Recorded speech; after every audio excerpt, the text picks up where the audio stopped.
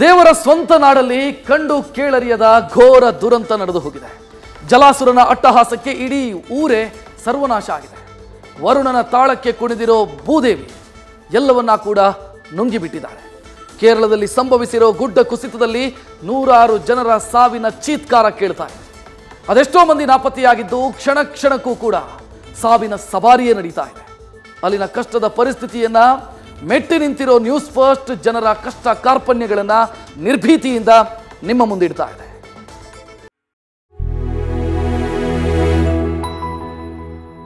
ಮೆಪ್ಪಾಡಿಯ ಮಾರಿಯಮ್ಮ ದೇವಸ್ಥಾನದ ಅಂಗಳ ಈಗ ಸ್ಮಶಾನವಾಗಿದೆ.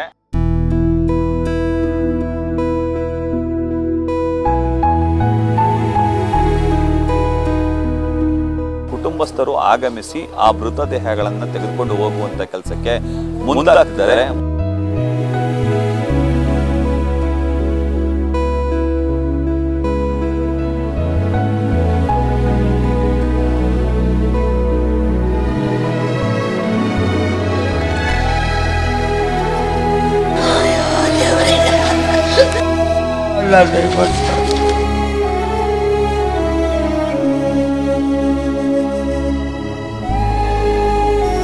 ಅದು ಹಚ್ಚ ಹಸಿರಿನ ಮಧ್ಯೆ ಸ್ವಚ್ಛಂದವಾಗಿ ಹಬ್ಬಿದ್ದ ಗುಡ್ಡಗಾಡು ಪ್ರದೇಶ.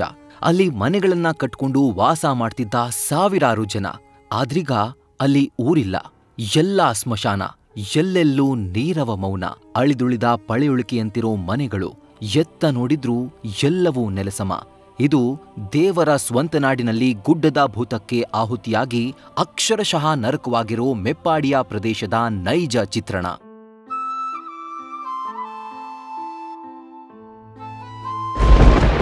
ವಯನಾಡಿನಲ್ಲಿ ಕ್ಷಣ ಕ್ಷಣಕ್ಕೂ ಏರ್ತಿದೆ ಸಾವಿನ ಚೀತ್ಕಾರ.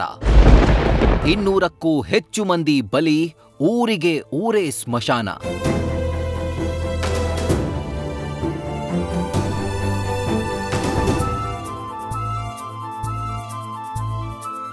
ಕೇರಳದ ವಯನಾಡಿನಲ್ಲಿ ಸಂಭವಿಸಿರೋ ಭೂಕುಸಿತ ಇಡೀ ದೇಶವನ್ನೇ ಶೋಕಕ್ಕೆ ತಳ್ಳಿದೆ.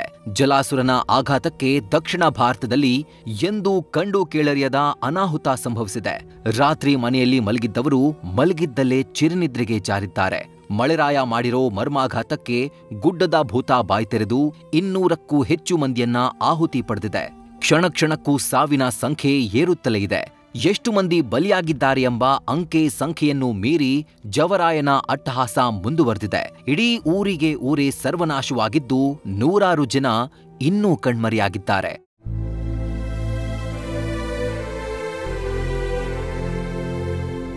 ಒಂದ್ ಕಡೆ ಕ್ಷಣ ಕ್ಷಣಕ್ಕೂ ವಯನಾಡಿನಲ್ಲಿ ಸಾವಿನ ಸಂಖ್ಯೆ ಏರಿಕೆಯಾಗ್ತಾ ಇದೆ. ಗುಡ್ಡದಂತೆ ಎಲ್ಲೆಲ್ಲೂ ಹೆಣದ ರಾಶಿಗಳೇ ಕಾಣ್ತಿವೆ. ಸಾವು ನೋವಿನ ಆಕ್ರಂದನ, ಶವಗಳ ಗುರುತು ಪತ್ತೆ ಹಚ್ಚಲು ಕುಟುಂಬಸ್ಥರ ಪರದಾಟ ಹೇಳತೀರದಾಗಿದೆ. ಎಲ್ಲೆಡೆ ಆತಂಕದ ಛಾಯೆ ಮೂಡಿದೆ.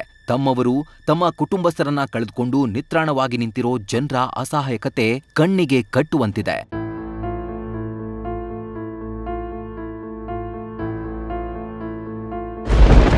ತುತ್ತು ಅನ್ನಕ್ಕೂ ನಿರಾಶ್ರಿತರು ಪರದಾಡುವ ಪರಿಸ್ಥಿತಿ.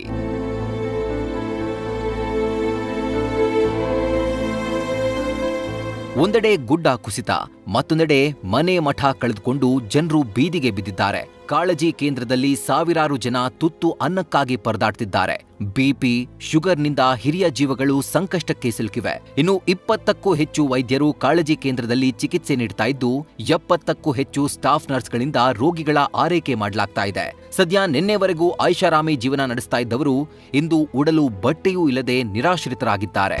ನೀವೀಗ ದೃಶ್ಯದಲ್ಲಿ ನೋಡ್ತಾ ಇರ್ಬೋದು, ಒಂದು ಬದಿಯಲ್ಲಿ ಈ ಒಂದು ಕಾಳಜಿ ಕೇಂದ್ರದ ಪಕ್ಕದಲ್ಲಿ ಊಟದ ತಯಾರಿ ನಡೀತಿದೆ. ಅನ್ನ ಅಂದರೆ ರೆಡ್ ರೈಸ್ ಹಾಗೂ ಸಾಂಬಾರನ್ನು ತಯಾರು ಮಾಡಲಾಗ್ತಿದೆ.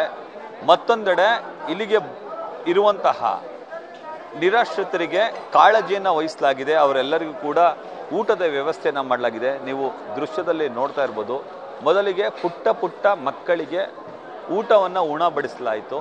ಅದಾದ ಬಳಿಕ ವಯಸ್ಕರಿಗೆ ಊಟವನ್ನು ಬಡಿಸಲಾಗಿದೆ. ಮುಂಡಕೈನಲ್ಲಿ ವಾಸ ಆಗಿದ್ದಂತಹ ಚಾಮರಾಜನಗರ ಜಿಲ್ಲೆ ತಾಳಘಟ್ಟದ ನಿವಾಸಿ ನಮ್ ಜೊತೆ ಇದ್ದಾರೆ ತಾಳ್ವಾಡಿಯ ನಿವಾಸಿ, ಅವ್ರನ್ನ ಮಾತಾಡಿಸ್ತಾ ಹೋಗ್ತೀನಿ. ನಿಮ್ ಜೊತೆ ಇನ್ನೊಬ್ರು ಇದ್ರು ಕುಟುಂಬದವ್ರು ಅಂದ್ರೆ ಯಾರದು? ಅವ್ರ ನಮ್ಮ ಹೊರಗಿತಿ ನಮ್ಮ ಯಜಮಾನ್ರ ಅಣ್ಣ ಇಡ್ತಿ ಅವ್ರು ಬೇರೆ ಕಡೆ ನಾವ್ ಬೇರೆ ಕಡೆ ಇದ್ದ. ಅವ್ರು ಎಲ್ಲಿದ್ದಾರೆ ಈಗ? ಅವ್ರು ತೀರೋಗ್ಬಿಟ್ರು. ಈಗ ಒಬ್ಬರೇ ಸಿಕ್ಕಿರೋದು, ಒಂದ್ ಬಾಡಿ ಸಿಕ್ಕಿರೋದು, ಇನ್ನಿಬ್ರು ಸಿಕ್ತು. ಎಷ್ಟು ಜನ ಇದ್ರು ಅವರು? ಅವ್ರು 3 ಜನ.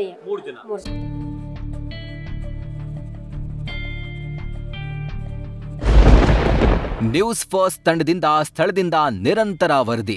ನಾನೀಗ ಗುಡ್ಡ ಕುಸಿತ ಪ್ರದೇಶ ಆಗಿರುವಂತಹ ಚೂಲರ್ಮಲ್ ಪ್ರದೇಶದಲ್ಲಿದ್ದೀನಿ. ಭೀಕರ ದುರಂತ ಏನಿದೆ, ಭೂಕುಸಿತ, ಆ ಒಂದು ಸ್ಥಳದ ಮುಂಡಕೈ ಅನ್ನೋ ಒಂದು ಪ್ರದೇಶದಲ್ಲಿದ್ದೀನಿ. ಗುಡ್ಡ ಕುಸಿತ ಮೆಪ್ಪಾಡಿ ಪ್ರದೇಶದಲ್ಲಿ ನ್ಯೂಸ್ ಫಸ್ಟ್ ನಿರಂತರವಾಗಿ ವರದಿ ಮಾಡ್ತಾ ಇದೆ. ನಿನ್ನೆಯಿಂದಲೂ ದುರಂತ ಸ್ಥಳದಲ್ಲಿ ಅಪಾಯವನ್ನು ಲೆಕ್ಕಿಸದೆ ನ್ಯೂಸ್ ಫಸ್ಟ್ ವರದಿಗಾರರಾದ ರವಿ ಪಾಂಡವಪುರ, ಪ್ರಜ್ವಲ್, ವಿನಯ್ ಅಲ್ಲಿನ ಪರಿಸ್ಥಿತಿ ಬಗ್ಗೆ ಕಣ್ಣಿಗೆ ಕಟ್ಟುವಂತೆ ವರದಿ ಮಾಡ್ತಿದ್ದಾರೆ. ನಿರ್ಭೀತಿಯಿಂದ ನಿರಂತರವಾಗಿ ಕ್ಷಣದ ಮಾಹಿತಿಯನ್ನ ಕೊಡ್ತಾ ಇದ್ದಾರೆ. ಕಾಳಜಿ ಕೇಂದ್ರದಲ್ಲಿ ನಿರಾಶ್ರಿತರಿಗೆ ಕೊಡುವ ಊಟವನ್ನೇ ಸೇವಿಸುತ್ತಾ ಜನರ ಪರವಾಗಿ ವರದಿ ಬಿತ್ತರಿಸುತ್ತಿದ್ದಾರೆ. ಹೀಗೆ ಶವ ಸಾಗಿಸ್ತಾ ಇದ್ದ ವಾಹನದಲ್ಲೇ ಪ್ರಯಾಣಿಸುತ್ತಾ ಆದ ಭಯಾನಕ ಅನುಭವವನ್ನ ಬಿಚ್ಚಿಟ್ಟಿದ್ದಾರೆ. ದೃಶ್ಯದಲ್ಲಿ ಗಮನಿಸ್ತಿರಬಹುದು, ಈಗಷ್ಟೇ 3 ಮಹಿಳೆಯರು ಹಾಗೂ 2 ಪುಟ್ಟ ಕಂದಮ್ಮಗಳನ್ನ ಸ್ಥಳೀಯರು ರಕ್ಷಣೆ ಮಾಡಿ ಸದ್ಯ ಆಂಬ್ಯುಲೆನ್ಸ್ ನಲ್ಲಿ ಕರೆದೊಯ್ಯುವಂತಹ ಕೆಲಸಕ್ಕೆ ಮುಂದಾಗಿದ್ದಾರೆ. ದೃಶ್ಯದಲ್ಲಿ ಗಮನಿಸ್ತಿರಬಹುದು, ಮತ್ತೊಬ್ಬ ಮಹಿಳೆಯ ರಕ್ಷಣೆ ಆಗಿದೆ. ಆ ಮಹಿಳೆಯನ್ನು ಕೂಡ ಕರೆದುಕೊಂಡು ಬರುವಂತಹ ಕೆಲಸಕ್ಕೆ ಮುಂದಾಗ್ತಿದ್ದಾರೆ. ಆಂಬ್ಯುಲೆನ್ಸ್ ನಲ್ಲಿ ಕರೆದುಕೊಂಡು ಹೋಗ್ಲಿಕ್ಕೆ ಎಲ್ಲ ತಯಾರಿಗಳನ್ನು ಕೂಡ ಸ್ಥಳೀಯರು ಮಾಡ್ತಿದ್ದಾರೆ. ಚೂರಲ್ಮಲದ ದೃಶ್ಯಗಳು ನಿಜಕ್ಕೂ ಬೆಚ್ಚಿ ಬೀಳಿಸುವಂತಿದೆ. ಮಂಡಕೈಯಿಂದ ಕೊಚ್ಚಿಕೊಂಡು ಬಂದಂತಹ ಮನೆಗಳಿರಬಹುದು, ವಾಹನಗಳಿರಬಹುದು, ಇವೆಲ್ಲವೂ ಕೂಡ ಚೂರಲ್ಮಲೆಯಲ್ಲಿ ಈಗ ಇರತಕ್ಕಂಥದ್ದು. ಒಂದು ಸಣ್ಣದಾಗಿ ಹರಿತಾ ಇದ್ದಂತಹ ಒಂದು ತೋಡು ಬೃಹತ್ತಾಗಿ ಹರಿತಾ ಇದೆ. ದೃಶ್ಯಾವಳಿಗಳಲ್ಲಿ ನೋಡ್ತಾ ಇದ್ದೀರಾ, ಸಂಪೂರ್ಣವಾಗಿ ಒಂದು ಟಿಪ್ಪರ್ ವಾಹನವೇ ಕೊಚ್ಚಿಕೊಂಡು ಬಂದು ನಿಂತಿದೆ. ಅಂತಹ ಒಂದು ಪರಿಸ್ಥಿತಿ ಇಲ್ಲಿ ನಿರ್ಮಾಣ ಆಗಿರ್ತಕ್ಕಂಥದ್ದು. ಸದ್ಯ ಮೆಪ್ಪಾಡಿ ಪ್ರದೇಶ ಅಕ್ಷರಶಃ ಸ್ಮಶಾನದಂತೆ ಭಾಸವಾಗ್ತಾ ಇದೆ. ತಮ್ಮವರನ್ನ ಕಳೆದುಕೊಂಡು ಮನೆ ಮಠ ಇಲ್ಲದೆ ಅದೆಷ್ಟೋ ಮಂದಿಯ ಚೀತ್ಕಾರ ಮುಗಿಲು ಮುಟ್ಟಿದೆ. ನಿತ್ಯವೂ ಹಚ್ಚ ಹಸಿರಿನ ಮಧ್ಯೆ ಸ್ವಚ್ಛಂದ ಜೀವನ ನಡೆಸ್ತಾ ಇದ್ದ ಪ್ರದೇಶದಲ್ಲೀಗ ಮಸಣದ ಮೌನ ಆವರಿಸಿದೆ. ಕ್ಯಾಮರಾಮನ್ ವಿನಯ್ ಜೊತೆ Ravi Pandavapura, news first Kerala. Prajwal, news first Meppadi. News first ನಿರ್ಭೀತಿಯಿಂದ ನಿಮ್ಮ ಪರವಾಗಿ.